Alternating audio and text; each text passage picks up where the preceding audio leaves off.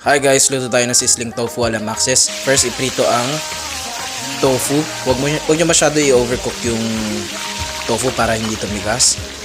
You can use any kind of tofu, soft tofu na nasa grocery or sa palengke na medyo mas mura. Yan, so salain nyo na. Pagkatapos, mag-isa tayo ng white onion, garlic, red bell pepper, at siling pare. Dapat yan may green bell pepper, kaya lang wala akong nabilan. So yun na lang. Yun na juicy. Ilagay nyo yung tofu. Lagyan nyo ng 3 tablespoons of soy sauce at Knorr seasoning.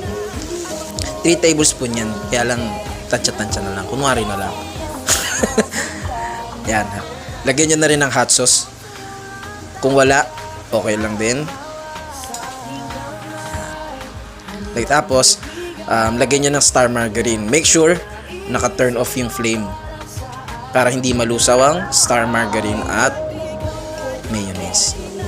Kasi pag nasa heat yan, nasa flame yan, magmamantika yung mayonnaise. So yan, nakainit na tayo ng sizzling plate. Ilagay nyo na yung sizzling tofu. Sizzling tofu nga eh, di ba? Yan, ganda ba? Ganda no? Bango yan. Pagkatapos, maglalagay tayo ng chili powder. Kung wala, okay lang din. At sili for garnish. Yum!